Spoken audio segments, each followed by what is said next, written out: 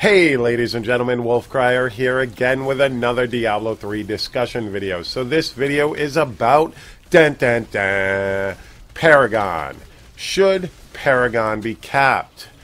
And does Paragon even matter? And last but not least, will the new challenge rifts that Blizzard will introduce into Diablo 3 later this year end the debate?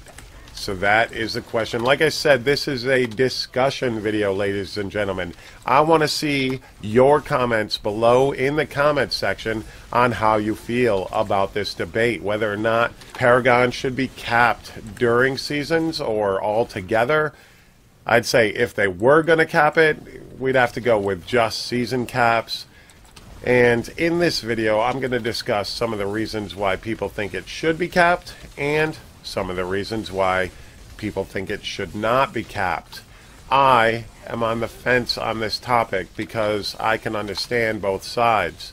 Now, one thing you want to look at with Paragon is, does it even matter?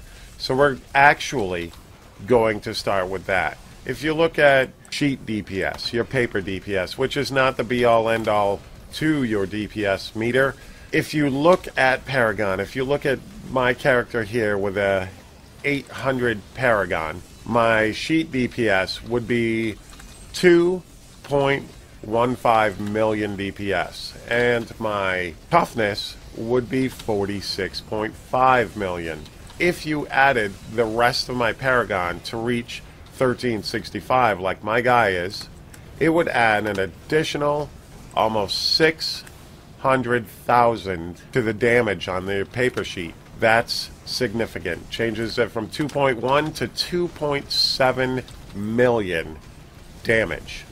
And your toughness raises from 46.5 to 53.5. Now these numbers are not augmented completely, so they're not your end DPS because it doesn't take into account legendary gems plus the skills and that type of thing. So the paper sheet DPS is definitely off because you can't tell those stats, but it is a significant number that Paragon raises. So for casual type players, and this is where the Paragon cap comes into play, it's harder to reach 2,000 Paragon.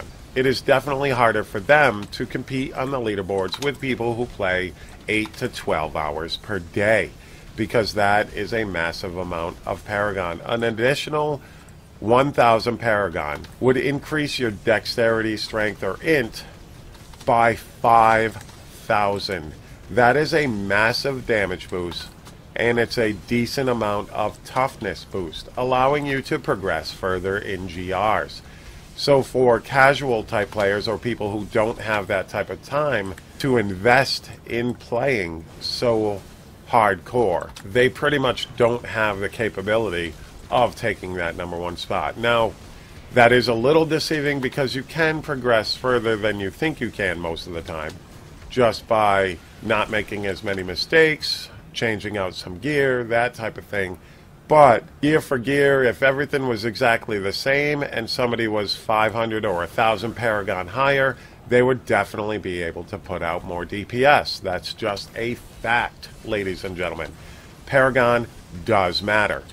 And that's why people push so hard at the beginning of the season to get as high as they possibly can so that they can move further and further up the leaderboard because their DPS spreads out further from the pack. So I do understand the whole casual, it should be capped. But then you would have to decide whether or not it caps in just season, whether or not it caps a non-season, or whether they eliminate it altogether. I do not believe that they need to eliminate it. I personally understand that when I'm casual, I work 50 hours a week. So it's harder for me to play 12 hours a day to get to 2,000 Paragon by the end of the season. So I know that #1 spot is probably out of reach for me. I myself set personal goals and try to reach, like my personal goal this season is to break the top 300 with a build that I want to run with. Now, that's one way to play it when there's no cap, but like I said, I do understand the people who want a cap on Paragon. However, Here's the problem with capping Paragon, in my opinion. Those people who do try hard and put in that extra effort, there's nothing in the game other than finding new loot and upgrading their weapons and their gear and that type of stuff. There's nothing that would keep them interested. So you've got to balance that fact that casual gamers want to be able to compete more, but the people who play a lot and try to progress faster than everybody else, and not necessarily are better than everybody else, but they put more effort into it when they do play, if you cap it, they're stuck mediocre, and then they might give up on the game. They might not find it fun. Some people find it fun to chase the meta and to chase that leaderboard and to push as high as they can possibly go. If you take away Paragon, then that negates that whole aspect of the game for those people. I'm a person who believes in play how you want to play and play to have fun. Well, for some people, pushing that leaderboard and pushing 2,000, 2,300, 2,400 Paragon is fun to them. So to cap that would take away their fun. And that's not right just because I can't play as much. When I was out of work, I was able to play more. And I was able to progress further. And if you had capped Paragon while I was doing that, it would become kind of boring. The other problem with capping Paragon is you do eventually place a cap on how far people can go. Do you really want to limit the game?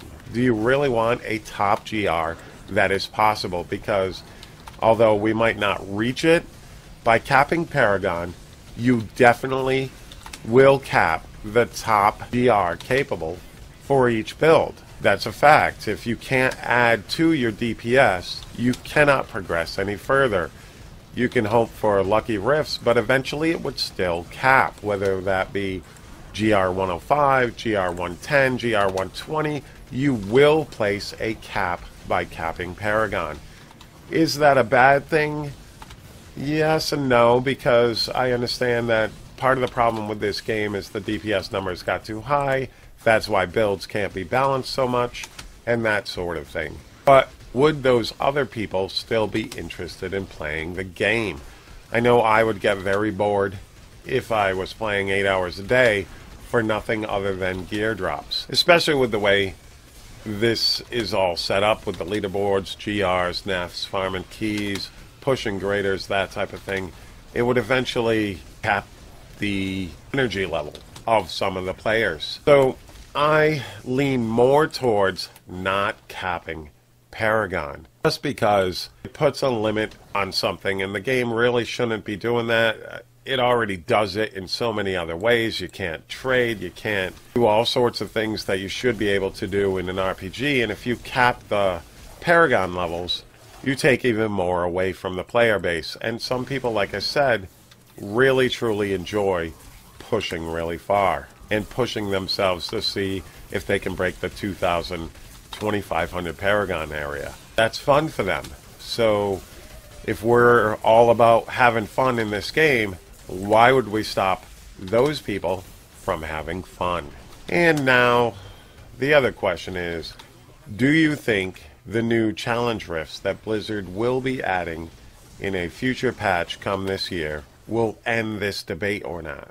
Pretty much what a challenge rift is going to be is it'll randomly pick somebody's GR that they have done and allow you to complete it with the same exact Paragon, gear, gills, everything, and allow you to race against that person. From what I'm gathering, it will randomly pick a GR done by somebody and allow you to complete it exactly the same. Same exact layout, mob type, mob spawns, everything will be exactly the same, which will allow for a complete competition skill-wise, rather than worrying about Paragon or gear or your build, because you will be running everything exactly the same. Though it does sound interesting to me, I wonder exactly how often I will run it, because I don't know if that's the type of thing that I'm interested in, but we will have to wait and see whether or not that is a pretty cool thing or not. It sounds cool in theory, but Will it become boring and monotonous, even though your skills will change, your sets will change, and all that stuff, and the layouts will change for each rift that is chosen? Will it become boring? Will it be enough to sustain those people who are looking for a Paragon cap or another way to play where they can compete on an even playing field? I'm thinking it's going to be pretty decent in the beginning at least, but I'm hoping that it doesn't just pick top builds and it can pick, you know, random people's builds. That would be fun to me to see exactly, you know, somebody did a GR68 with Tempest Rush and this setup. How fast can you do it? That would be cool if it's not just, all right, here's an R6 or here's a hammered in and let's just see how fast you can do this. If it's going to randomly change that extent where all your gear and stuff like that changes, but your builds change as well to non-meta type builds, even LON builds, even non-set builds, that would be cool. That's something I'm interested in seeing. Definitely in the comment section below, let me know what you think of the new challenge rifts that will be coming later this year, because I want to hear your opinions as well. Guys, thank you very much for checking out this video. I greatly appreciate you taking your time to watch this. Thank you once again. Hit that like button. Hit that subscribe button. You guys have a great day. Peace.